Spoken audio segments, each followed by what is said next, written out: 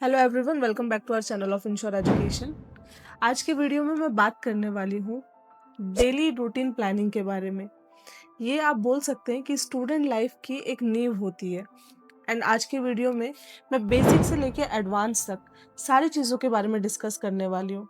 अब आप ये सोच रहे होंगे कि डेली प्लानिंग में बेसिक से एडवांस क्या चीज़ हो गई। बेसिक का मतलब ये है कि टाइम टेबल आखिरकार आपके लिए ज़रूरी क्यों है। एंड एडवांस लेवल तक हम ये बात करेंगे कि अगर आपके साथ ऐसा होता है कि आप कंसंट्रेट नहीं कर पाते हैं, आपसे टाइम टेबल फॉलो नहीं होता है, तो उस केस में आप कौन कौन से टेक्निक यूज़ कर सकते हैं, कौन कौन से फॉर्मूला आप अप्लाई कर सकते हैं जिससे आप अपना टाइम टेबल को फॉलो कर सकें। कई बार आपने बच्चों से कहते हुए सुना होगा कि टाइम ही नहीं मिलता पढ़ने के लिए, टाइम टेबल बना तो लिया है बट अब वो फॉलो नहीं हो पा रहा है। मैं पूरे दिन बिजी रहती हूँ या फिर मैं बिजी रहता हूँ बट फिर भी मेरा वर्क अधूरा रह जाता है। ऐसा नहीं है कि बच्चा पढ़ना नहीं चाहता, बट प्रॉब्लम ये है कि बच्चों के पास प्रॉपर डायरेक्शन नहीं है। एंड डायरेक्शन देने के लिए सबसे आसान और प्रभावी तरीका है टाइम टेबल बनाना। इसीलिए आज हम ये सारी चीज़ें डिस्कस करेंगे कि आप किस तरीके से टाइम टेबल बना सकते हैं एंड टाइम टेबल की इम्पोर्टेंस क्या है। सबसे पहले हम समझेंगे कि टाइम टेबल आखिरकार हमारे लिए ज़रूरी क्यों होता है। टाइम टेबल आपको कई सारी चीज़ें सिखाता है, जैसे कि टाइम टेबल आपको डायरेक्शन देता है। डायरेक्शन इस चीज़ का कि आपको क्या करना है। बिना डायरेक्शन के पढ़ाई करना इस तरीके से होता है कि जैसे कि आपको कहीं जाना है, बिना नक्शे के आप यात्रा पे निकल गए। अब बिना नक्शे के अब आपको ये नहीं पता कि आपको कहाँ रुकना है, कितनी दूर बाद स्टॉपेज आएगा, किस चीज़ को प्रायोरिटी देनी है। इसी तरीके से पढ़ाई होती है। अगर आपके पास डायरेक्शन नहीं है तो आप डायरेक्शन लेस हो जाएंगे। आप जब हिंदी पढ़ेंगे तो आपको लगेगा कि यार इंग्लिश थोड़ा हार्ड सब्जेक्ट है, मेरा इंटरेस्ट तो इंग्लिश में, मैं इंग्लिश पढ़ लेता हूँ। जब आप इंग्लिश पढ़ने जाएंगे तो आपको साइंस की याद आएगी। जैसे आप साइंस पढ़ने बैठेंगे आपको अपने प्रोजेक्ट्स याद आ जाएंगे। तो इस तरीके से बच्चा डायरेक्शन लेस हो जाता है। और हो सकता है ये आपने भी कहीं ना कहीं एक्सपीरियंस करा हो। इसी वजह से टाइम टेबल काफ़ी इंपॉर्टेंट होता है। टाइम टेबल आपको डायरेक्शन देता है कि आपको किस डायरेक्शन में जाना है, किस सब्जेक्ट को आपको कितना टाइम देना है। टाइम टेबल अगर आप बनाते हैं तो आप सीखते हैं टाइम मैनेजमेंट। आज के टाइम में बच्चे जो सबसे ज़्यादा प्रॉब्लम एक्सपीरियंस करते हैं वो टाइम मैनेजमेंट को लेके करते हैं।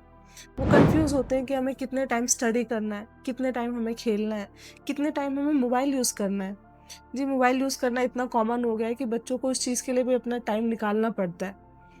आपने देखा होगा कई बार बच्चे फ़ोन लेते हैं सिर्फ इसीलिए कि हम 5 मिनट की रील देखेंगे या 10 मिनट की रील देखेंगे। और अगर आप बच्चे हो तो आपने भी एक्सपीरियंस किया होगा, बट रील देखते-देखते कब वो 1 घंटा, 1.5 घंटा हो जाता है हमें पता ही नहीं चलता है। इसीलिए टाइम मैनेजमेंट सीखना बहुत इम्पोर्टेंट है। और ये टाइम मैनेजमेंट आप कब सीखेंगे, जब आप एक प्रॉपर टाइम टेबल बनाएंगे। उसमें आपको पता होगा कि मुझे कितना टाइम स्टडी को देना है और कितना टाइम में मैं और बाकी चीज़ें कर सकती हूँ। तो इस तरीके से आपका टाइम मैनेजमेंट होता है और आप टाइम मैनेजमेंट सीखते हैं। तीसरी चीज़ जो आप टाइम टेबल से सीखते हैं वो होता है बैलेंस। कई बार पेरेंट्स मुझसे आके ये बोलते हैं कि मैम या तो हमारा बच्चा पढ़ाई नहीं करता है या बहुत ज़्यादा पढ़ाई करता है। तो देखो बच्चों, लाइफ में बैलेंस बहुत इंपॉर्टेंट है। और बैलेंस कब आएगा, जब आप अपनी हर चीज़ को इक्वली टाइम दोगे। जितनी पढ़ाई इंपॉर्टेंट है उतना ही इंपॉर्टेंट है आपका पर्सनल स्पेस, उतना ही इंपॉर्टेंट है आपकी हेल्थ, आपकी फिजिकल एक्टिविटीज़। तो ऐसा नहीं है कि अब आपको पढ़ाई करनी है तो आप पढ़ाई में लगे हुए हो पूरे तरीके से और सारी चीज़ों को आप नेग्लेक्ट कर देंगे। बट ये सारी चीज़ें किस तरीके से सिस्टमेटिक वे में आती हैं, जब आप एक प्रॉपर टाइम टेबल बनाते हैं एंड उसमें हर चीज़ को शेड्यूल करते हैं कि मुझे कितना टाइम कहाँ पे देना है। इसी वजह से बोलते हैं कि टाइम टेबल काफ़ी इंपॉर्टेंट होता है। और अगर आप टाइम टेबल बनाएंगे तो आपको डायरेक्शन मिलती है, आप टाइम मैनेजमेंट सीखते हैं एंड आप बैलेंस ऑफ लाइफ सीखते हैं। तो अगर आपने अभी तक टाइम टेबल नहीं बनाया है तो आपका सबसे पहला टास्क यही है कि आपको टाइम टेबल बनाना है। अब यहाँ पे जो सबसे बड़ी प्रॉब्लम आती है वो ये आती है कि आखिरकार हम टाइम टेबल बनाए कैसे। ऐसा टाइम टेबल जिसे हम फॉलो भी कर सकें।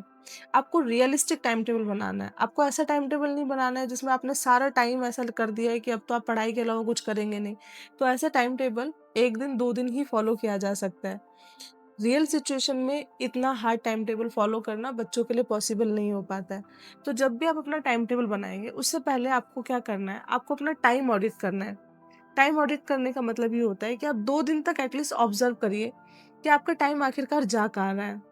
एग्जाम्पल के तौर पे अगर मैं आपको बताऊँ, एक बच्ची है जिसको ये लग रहा था कि मैं फ़ोन सिर्फ 15 से 20 मिनट चलाती हूँ दिन में। बट जब उसने ऑब्जर्व करना स्टार्ट किया तो उसे पता चला कि 2 घंटा उसका पूरा-पूरा रील्स में या फिर अदर सोशल मीडिया प्लेटफ़ॉर्म्स पे जा रहा है। बट जब उसने अपना टाइम ऑडिट कर लिया, उसके बाद उसने क्या करा, 20 मिनट फिक्स कर दिए टाइम टेबल में कि हाँ, मैं 20 मिनट्स ही इन फ़ोन को यूज़ करूँगी, तो उसके पास 1 घंटा स्पेयर बच गया जिसमें वो अपना रिवीजन कर सकती है या फिर उस टाइम को कहीं और यूटिलाइज़ कर सकती है। इसी तरीके से हर इंडिविजुअल स्टूडेंट का टाइम कहीं न कहीं जाता है, तो उसको वो टाइम ऑडिट करना है कि मेरा आखिरकार ज़्यादातर टाइम जा कहाँ रहा है। दूसरा, जब आप टाइम टेबल बनाएँगे तो आपको सब्जेक्ट्स को प्रायोरिटाइज़ करना है। जैसे मॉर्निंग का टाइम होता है, तो उस टाइम पे आप हार्ड सब्जेक्ट्स पढ़ें क्योंकि माइंड फ्रेश होता है। जब माइंड फ्रेश होता है तो वो हार्ड चीज़ों को भी समझने के कंडीशन में होता है। दोपहर के टाइम में आप होमवर्क कर सकते हैं, इवनिंग के टाइम पे आप रिवीजन कर सकते हैं एंड लेट नाइट आप लाइट सब्जेक्ट्स पढ़ सकते हैं जैसे सोशल साइंस वगैरह हो गया। ये जो टाइम होता है ये ब्रेन की एनर्जी से मैच करता है। सुबह आप एकदम फ्रेश होते हैं तो अगर आप हार्ड सब्जेक्ट पढ़ेंगे तो आपको अच्छे से समझ आ जाएगा। इवनिंग के टाइम पे थोड़ा-सा बच्चा रिलैक्स उसमें होता है, तो उस टाइम पे अगर आप रिवीजन करेंगे तो भी वो आपके लिए बेनिफिशियल रहेगा। तो आपको अपने सब्जेक्ट्स इस तरीके से डिवाइड करने कि वो आपकी ब्रेन एनर्जी से मैच करें। अब ये ज़रूरी नहीं है कि हर इंडिविजुअल स्टूडेंट की ब्रेन एनर्जी ऐसी होगी जैसा मैंने एक्सप्लेन करा है। ये सबका इंडिविजुअल होता है, सबको ये हर बच्चे पे डिपेंड करता है। कोई बच्चा ऐसा होगा जिसको लेट नाइट ज़्यादा चीज़ें अच्छे से समझ आती हैं, कोई ऐसा होगा जिसे सुबह उठना और सुबह पढ़ने में ज़्यादा चीज़ें समझ आती हैं। सो ये आपके ऊपर डिपेंड करता है। बट आपको अपने सब्जेक्ट्स को प्रायोरिटाइज़ करना है according to your brain energy. बच्चों को पोमोडोरो टेक्निक्स अपनानी चाहिए। ये मैंने पहले भी वीडियो में बताया हुआ है। आप हमारे और वीडियोज़ जाके देख सकते हैं इंश्योर एजुकेशन चैनल पे। वहाँ पे आपको मल्टीपल टेक्निक्स मिल जाएँगी पढ़ाई करने की। पोमोडोरो टेक्निक जनरली ये होती है कि आप 45 मिनट्स पढ़ें एंड उसके बाद 10 मिनट का गैप लें। 45 मिनट जब आप पढ़ लेते हैं तो उसके बाद आपका ब्रेन एग्जॉस्ट होना स्टार्ट हो जाता है। तो जैसे आप 10 मिनट का गैप लेंगे एंड आप दोबारा से अपनी पढ़ाई स्टार्ट करते हैं तो माइंड एकदम फ्रेश फील करता है। अगर आप पोमोडोरो टेक्निक अपनाते हैं तो इससे आपको काफ़ी ज़्यादा डिफरेंस देखने को मिलेगा। तो जब भी आप टाइम टेबल बनाते हैं तो आपको पोमोडोरो टेक्निक को फ्रंट पे रख के टाइम टेबल बनाना है कि हाँ, मैं 45 मिनट्स एक सब्जेक्ट को दे रहा हूँ और उसके बाद मैंने रेस्ट ले लिया। तो इस तरीके से आपका टाइम टेबल भी थोड़ा लीनियंट हो जाएगा एंड आपका ब्रेन भी एग्जॉस्ट नहीं होगा। एंड इन सबसे ज़्यादा इम्पॉर्टेंट है आपको स्लीप वेक रूटीन फॉलो करना।